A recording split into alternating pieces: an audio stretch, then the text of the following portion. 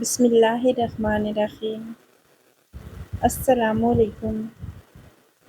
کہتے ہیں کہ کچھ لوگوں کی زندگی یہ فیصلہ کر دیتی ہے کہ وہ لوگ نیک ہیں یا برے، اور کچھ لوگوں کی موت۔ لیکن کچھ ایسے بھی ہوتے ہیں جن کی موت اور زندگی الگ الگ کہانیاں سناتی ہے۔ کشمالہ کی کہانی بھی ایسی ہی ہے۔ وہ ایک بہت ہی خوبصورت، پیاری، ہنرمند اور نیک لڑکی تھی۔ یہ واقعہ میری آنکھوں کے سامنے پیش آیا، اس لیے یہ سنا رہی ہوں۔ میں خود بیٹیوں والی ہوں، کسی کی بیٹی کے بارے میں جھوٹ نہیں بولوں گی۔ پورے محلے میں خوف و ہراس پھیل گیا تھا۔ لوگوں کے دماغ میں یہ سوال تھا، اگر اچھے لوگوں کا بھی انجام ایسا ہے تو برے لوگوں کے ساتھ کیا ہوگا؟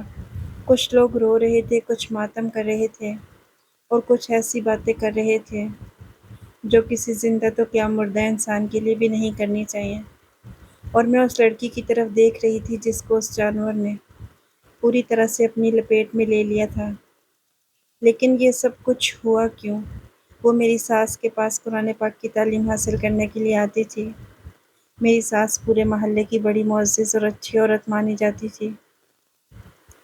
لوگ ان کے پاس اپنے مسائل لے کر آتے تھے۔ ایک دن ان کے پاس کشمالہ کی ماں بیٹھی تھی۔ میری ساس نے بچوں کو سبق دے دیا تھا۔ وہ بیٹھ کے یاد کر رہی تھی۔ خود وہ کشمالہ کی ماں نسرین کے ساتھ بیٹھی کچھ باتیں کر رہی تھی، اور شکل سے دونوں ہی بہت پریشان لگ رہی تھی۔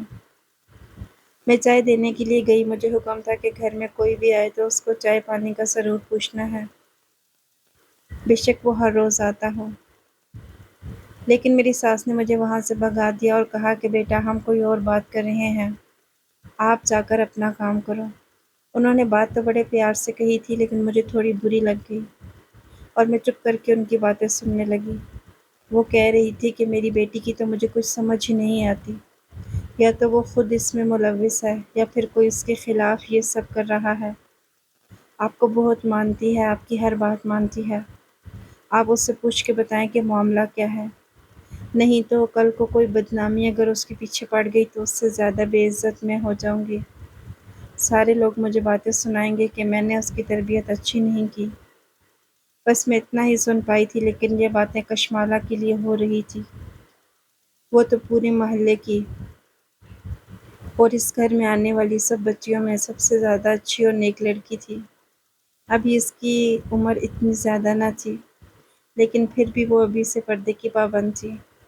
یہاں پر جب بچے پڑھنے آتے تھے، اس میں بچیاں بھی ہوتی تھیں، تو وہ چادر حجاب اتار کے بیٹھ جایا کرتی تھی، لیکن وہ اپنا برقع تک نہیں اتارتی تھی۔ کہتی تھی کہ ایسے ہی ٹھیک ہے، کیونکہ گھر میں میرے چھوٹا دیور بھی تھا اور کچھ لوگوں کا آنا جانا تھا، لیکن کشمالہ ان سے بھی پردہ کرتی تھی۔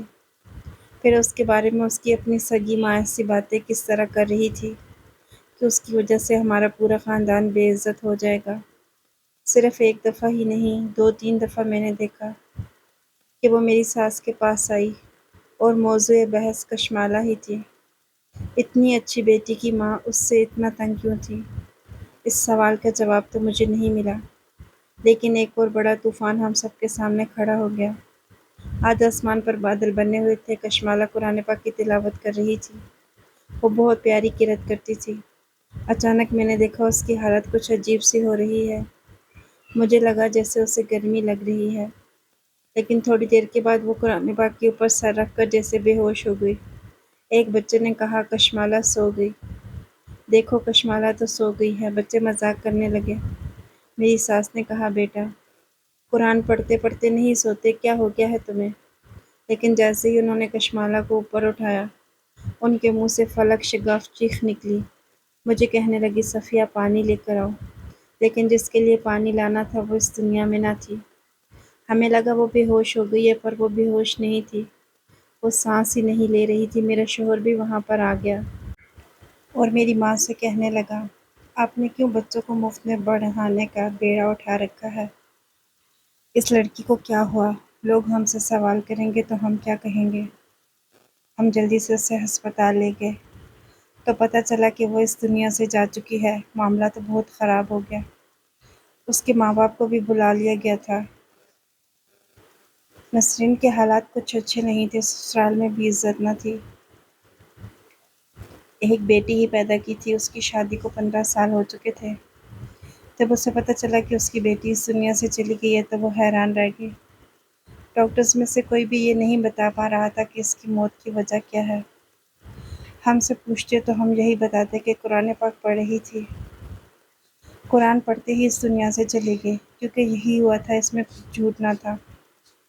یہ بات سارے محلے میں پھیل گئی، سب کہنے لگے یہ لڑکی بہت نیک ہے، اللہ کے کلام کی تلاوت کرتے ہوئے اس دنیا سے چلی گئی۔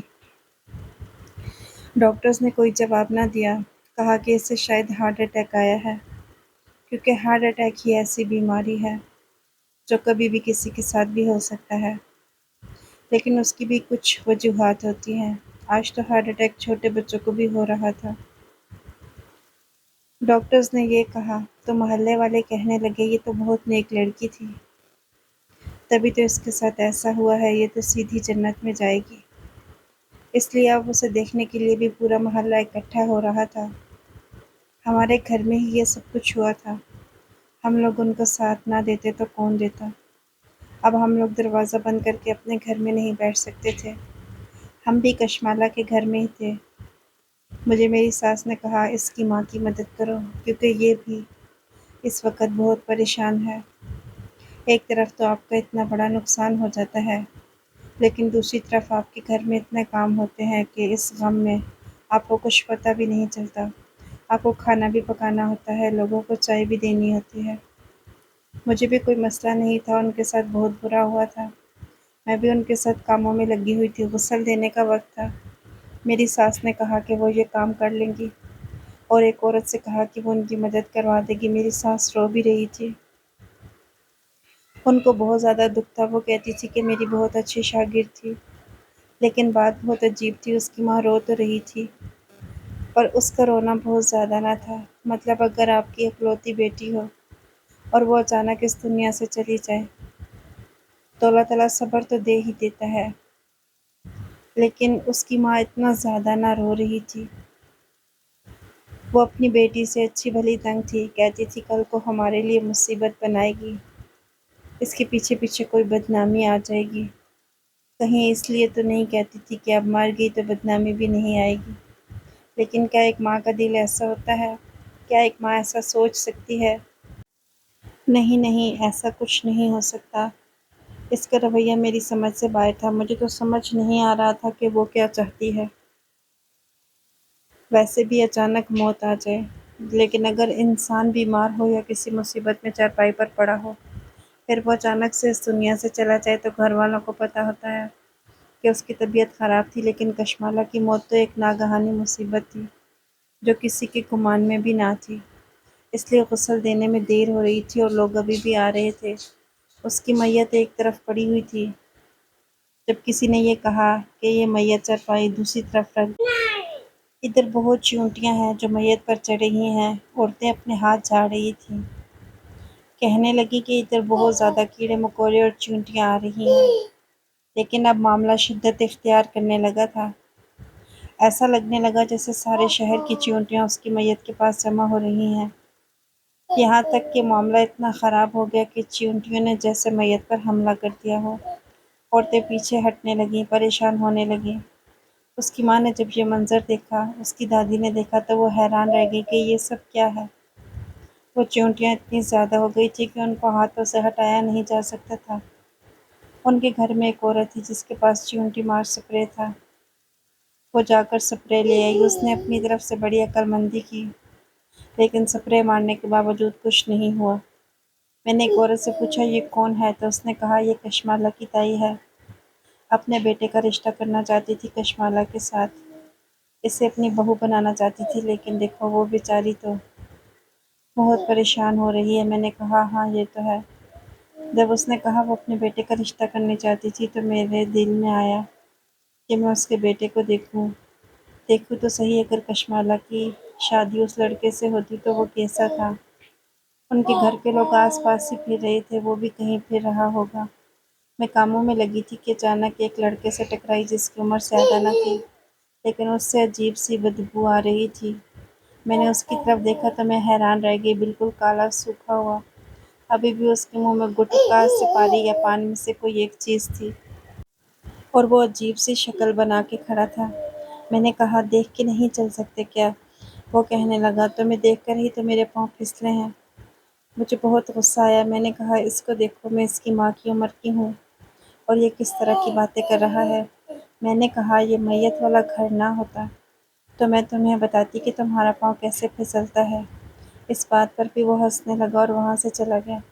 مجھے بہت برا لگا کہ پتہ نہیں کون پاگل ہے۔ اس طرف چیونٹیوں نے عذاب بنا رکھا تھا۔ میت کو جہاں لے جاتے چیونٹیاں پیچھے پیچھے وہاں چلی جاتی۔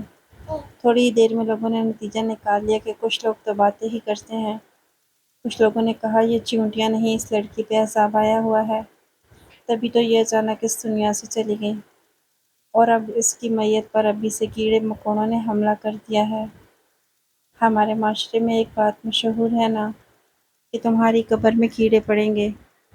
کیڑے تو ہر انسان کی قبر میں پڑتے ہی ہیں، لیکن اللہ کے کچھ نیک بندے ایسے ہوتے ہیں جن کے کفن پہ مٹی تک نہیں لگتی، لیکن وہ ہزاروں میں سے بہت کم ہوتے ہیں۔ باقی تو ہر انسان کی قبر میں کیڑے پڑتے ہیں۔ یہ تو ایک نیچرل پروسیس ہوتا ہے۔ کیڑوں سے یہی بات شروع کی گئی، جو گناہ گار ہوتا ہے اس کو کیڑے لگ جاتے ہیں۔ بس لوگ اس نتیجے پہ پہنچ گئے۔ انہوں نے کہا اس کا مطلب یہ ہے کہ یہ لڑکی کوئی اچھی نہ تھی، تبھی اس کے ساتھ یہ سب کچھ ہوا۔ اب تو غسل دینے والی دوسری عورت بھی وہاں سے بھاگ چکی تھی۔ اس نے کہا اس میت نے کوئی بہت بڑا گناہ کیا ہے، میں اس کی میت کو ہاتھ تک نہیں لگاؤں گی۔ معاملہ عجیب سا ہو گیا تھا۔ صبح سے ہی تماشا بنا ہوا تھا، پہلے ہی اس کے ساتھ اتنا برا ہو گیا اور اب یہ سب۔ میری آنکھوں میں آنسو آ گئے۔ اس کی ماں گھٹ گھٹ کے رو رہی تھی۔ اس نے میری ساس کی منت کی کہ جلدی جلدی غسل کی تیاری کرے تاکہ میری بیٹی کو آخری منزل تک پہنچا دیا جائے، نہیں تو لوگ میری بیٹی کی لاش پہ اور باتیں کرتے رہیں گے اور یہ سب مجھ سے برداشت نہیں ہو رہا۔ پیچھے سے اس کی ساس کہنے لگی اگر برداشت نہیں ہو رہا تو اچھی تربیت کرنی تھی نا، اپنی بیٹی کی دیکھو تو صحیح کیسے مرنے کے بعد ہمیں پورے محلے میں بے عزت کر کے گئی ہے، تماشا بنا دیا ہے ہمارا۔ اس لیے میں کہتی تھی کہ اس کی جلدی جلدی شادی کرا دو، لیکن تمہیں اس کی شادی نہیں کروانا تھی۔ پتہ نہیں اس کے ساتھ کیا ہوا ہے۔ میری ساس نے کہا آپ فکر نہ کریں، انہوں نے مجھے کہا کہ تم میری مدد کرو، دوسری عورت تو بھاگ گئی ہے۔ میں نے کہا چلے ٹھیک ہے، ویسے بھی غسل انہوں نے دینا تھا لیکن میں تھوڑی بہت مدد کر سکتی تھی۔ میں ان کے ساتھ چلی گئی۔ ہم لوگ غسل دینے کی تیاری کرنے لگے۔ کشمالہ کو جب کپڑوں سے آزاد کر رہے تھے، جیسے ہی ہماری نظر اس کے وجود پر پڑی، ہمارے پیروں کے نیچے سے زمین نکل گئی۔ میں بھی بہت زیادہ حیران رہ گئی اور میری ساس بھی۔ معاملہ ہماری سمجھ سے باہر تھا، لیکن اتنا برا تھا کہ ہم لوگ وہاں سے بھاگ اٹھے۔ جب تھوڑی دیر کے بعد واپس آئے تو جو منظر سامنے تھا وہ پہلے والے منظر سے بھی زیادہ خطرناک تھا۔ لوگ تھوڑی دیر کے لیے ہٹ گئے تھے۔ جب واپس آئے تو دیکھا کشمالہ کی میت کے ساتھ پہلے سے بھی زیادہ خطرناک منظر پیش آیا ہوا تھا۔ وہاں پر ایک بڑی سی چھپکلی آ کر اس کے ساتھ چپک گئی تھی، اور وہ کوئی نارمل چھپکلی نہ تھی، اسے ہم اپنی زبان میں گو بھی کہتے ہیں، کوئی رینگ ماہی کہتا ہے، بہت بڑی چھپکلی کی نسل ہوتی ہے۔ کچھ لوگ اس کے بارے میں نہیں جانتے، وہ اسے مگرمچھ بھی کہتے ہیں۔ وہ اس وقت اس کی میت کے ساتھ چپک کے بیٹھی تھی۔ یہ کیا ہو رہا ہے؟ پہلے اس کی اچانک موت، پھر وہ چیونٹیوں والا معاملہ، اور اب یہ چھپکلی کہاں سے آ گئی؟ اب تو میری ساس بھی اس نتیجے پہ پہنچ گئی کہ اس لڑکی نے ضرور کوئی بہت بڑا گناہ کیا ہے، لیکن یہ لڑکی ایسا کیوں کر سکتی تھی؟ میری ساس کی تو طبیعت خراب ہونا شروع ہو گئی۔ میں نے کہا ہمارے گھر میں سب کچھ نہ ہوا ہوتا تو ابھی تک ہم یہاں سے چلے جاتے، لیکن اب کیا کریں، کسی کو بلاؤ اور کچھ کرو تاکہ یہ معاملہ ختم ہو۔ یہ بات پھیل گئی۔ نسرین کی ساس نے تو ماتم کرنا شروع کر دیا کہ اتنی بدنامی کرا دی، جتنی باتیں وہ خود کر کے اپنے آپ کو بے عزت کر رہی تھی اتنی کوئی اور نہیں کر رہا تھا۔ سب لوگ بہت زیادہ حیران اور پریشان تھے جب اچانک سے میری نظر اس عورت کے چہرے پر پڑی۔ اس کے ساتھ جو لڑکا کھڑا تھا اس کو بھی دیکھ لیا۔ یہ وہی عورت تھی جو کشمالہ کی تائی تھی۔ اتنے مصیبت بھرے ماحول میں وہ دور ایسے کھڑے ہو کر تماشا دیکھ رہی تھی اور اس کے چہرے پہ مسکراہٹ تھی۔ اس کی وہ مسکراہٹ نہایت ہی غیر معمولی تھی، ایسے جیسے کوئی شیطانی ہنسی ہنستا ہے۔ اس کے ساتھ ایک لڑکا کھڑا تھا جس کے ہاتھ پہ ہاتھ مار کے وہ کچھ بولی۔ مجھے اس کی آواز تو نہ آئی، لیکن ایسے لگا جیسے کہہ رہی ہو اب آ رہا ہے نا مزہ۔ وہ لڑکا کوئی اور نہیں، وہی بدتمیز لڑکا تھا جو مجھ سے ٹکرایا تھا اور بعد میں مجھے چھیڑنے کی کوشش کی تھی۔ اس پورے غم زدہ ماحول میں جس بات نے خوف و ہراس پھیلا رکھا تھا، وہاں دکھ بھی تھا اور پریشانی بھی۔ ان دونوں کا رویہ کچھ عجیب سا تھا۔ میں نے ایک عورت سے پوچھا اس عورت کا اس لڑکے کے ساتھ کیا تعلق ہے، تو اس نے کہا یہ اس کا بیٹا ہے، یہ وہی لڑکا ہے جس کے ساتھ کشمالہ کی شادی کرنا چاہتے تھے۔ یہ سن کر میں حیران رہ گئی۔ اگر اس کے ساتھ کشمالہ کی شادی کرنا چاہتے تھے تو پھر کشمالہ کو تو خودکشی کر لینی چاہیے تھی، کہیں اس نے خودکشی تو نہیں کر لی تھی۔ معاملہ بہت الجھ گیا تھا۔ کسی طرح سے اس چھپکلی کو وہاں سے ہٹا دیا گیا۔ جب کشمالہ کو غسل دینے لگے تو میں نے اور میری ساس نے ایک بات نوٹ کی جو ان ساری باتوں کی وجہ تھی اور اس سارے تماشے کا جواب بھی، لیکن اس بات کو ہم نے اپنے دل میں رکھ لیا۔ اب یہ موقع نہیں ہے بات کرنے کا۔ جلدی جلدی کشمالہ کو غسل دے کر اسے مٹی کے حوالے کر دیا گیا۔ لوگوں کی باتیں تو اب ختم ہونے والی نہ تھی۔ یہ موضوع تو اس محلے میں شاید ہمیشہ ہی تازہ رہتا۔ لوگ ایک دوسرے کو کہانیاں سناتے، کیونکہ اس طرح کی باتیں تو لوگ کہانی بنا کر ایک دوسرے کو سنانا اپنا فرض سمجھتے ہیں، اور اللہ کے اسلام سے اور اپنے اس پیارے مذہب سے لوگوں کو ڈراتے ہیں۔ میں یہ بات اس لیے کر رہی ہوں کیونکہ اس میں کشمالہ کے لیے اللہ کی طرف سے کوئی سزا نہیں تھی، بلکہ معاملہ کوئی اور ہی تھا۔ اس بات کو 2 مہینے گزر گئے تو ایک دن میری ساس نے مجھے ایک بات بتائی۔ انہوں نے کہا تمہیں پتہ ہے نا کہ کشمالہ کی ماں میرے پاس آیا کرتی تھی اور کوئی بات کرتی تھی۔ میں نے کہا جی۔ اس نے کہا میں تمہیں بتاتی ہوں وہ کیا کہتی تھی۔ وہ کہتی تھی کہ میری بیٹی کے لیے اس کی تائی کے بیٹے کا رشتہ آ رہا ہے۔ میری ساس اس بات پر بہت اصرار کر رہی ہے، لیکن وہ لڑکا بالکل بھی اچھا نہیں، اس کی صحبت بری ہے، وہ پڑھائی بھی نہیں کرتا، ہر طرح کا نشہ کرتا ہے، حالانکہ ابھی اس کی عمر بھی کم ہے، پھر بھی میری بیٹی سے 8-9 سال بڑا ہے۔ پورے محلے میں پتہ نہیں کتنی لڑکیوں کے پاس جاتا ہے۔ وہ چاہتا ہے اس کی شادی ہو جائے گی تو تاکہ وہ ٹھیک ہو جائے۔ اس کی ماں اس کا رشتہ میری کشمالہ سے کرنا چاہتی ہے۔ اگر میں نے انکار کیا تو وہ لوگ میری بیٹی کو بدنام کر دیں گے، لیکن میں اپنی بیٹی کی زندگی کو برباد نہیں کروں گی۔ مجھے لگتا ہے کہ کشمالہ بھی اسے پسند نہیں کرتی۔ اگر ایسا ہوتا تو وہ مجھے ضرور بتاتی۔ اس کے بعد معاملہ یہ ہوا کہ نسرین نے اس رشتے سے انکار کر دیا، اور اچھا بھلا انکار کیا۔ اس کے 1 ہفتے بعد ہی کشمالہ اس دنیا سے چلی گئی، کیونکہ معاملہ ہی کچھ عجیب تھا۔ جب ماں بیٹے کو یہ پتہ چلا کہ ہمیں اس لڑکی کا رشتہ نہیں ملنا تو انہوں نے پہلے سے ہی اس کی جان لینے کا پروگرام بنایا۔ انہوں نے اسے ایک خاص قسم کا زہر دیا جس کی کشمالہ کی میت پہ کوئی علامات ظاہر نہیں ہوئی کہ اس کو زہر دیا گیا ہے، اور پھر اس کی میت دیکھ کے پتہ چلا تھا کہ اس پہ گڑ کا پانی لگا دیا گیا ہے، وہ بھی بہت زیادہ مقدار میں، اتنا زیادہ کہ بار بار چیونٹیاں اس کے پاس آنے لگیں۔ صرف اتنا ہی نہیں، انہوں نے چیونٹیوں کو بھی راستہ دکھایا، اور لڑکا یہ سب کرتا پھر رہا تھا۔ کیونکہ وہ مجھ سے ٹکرایا تو اس کے ہاتھ میں لکڑی کی ایک سٹک تھی، وہ اس لکڑی کی سٹک کو پکڑ کر چل تو نہیں رہا تھا، یہی تماشے کرتا پھر رہا تھا۔ وہ چھپکلی بھی شاید اس لیے وہاں آئی ہوگی۔ کشمالہ ایک نیک اور اچھی لڑکی تھی، وہ لوگ اس کو مرنے کے بعد بے عزت کرنا چاہتے تھے تاکہ کل کو وہ یہ کہہ سکے کہ کشمالہ بڑی ہی بری اور بدکردار لڑکی تھی۔ اچھا ہے ہماری لڑکی کی شادی نہیں ہوئی اس سے، وہ اس دنیا سے چلی گئی اور کیسی عبرت کا نشان بنی۔ ابھی وہ پورے محلے میں یہ باتیں پھیلا رہی تھی، گھر گھر جا کے لوگوں کو کہانی سنا رہی تھی کہ اس کے بیٹے کو گھر سے انکار ہو گیا، پورے محلے میں اسے کس نے رشتہ دینا تھا، اس لیے وہ سب کو بتا رہی تھی۔ یہ سن کر مجھے بہت افسوس ہوا۔ ہم لوگ ان کے گھر گئے، اس کی ساس کو جا کر یہ ساری باتیں بتا دیں جو اپنی پوتی کی میت پہ الٹی سیدھی باتیں کر رہی تھی۔ میری ماں نے کہا کہ جو تھا ہم نے آپ کو بتا دیا، ہم نے اپنی آنکھوں سے دیکھا تھا۔ جب ہم غسل دے رہے تھے تب ہمیں پتہ چل گیا تھا کہ اس کے اوپر گڑ کے پانی کا شیرہ لگایا ہوا ہے۔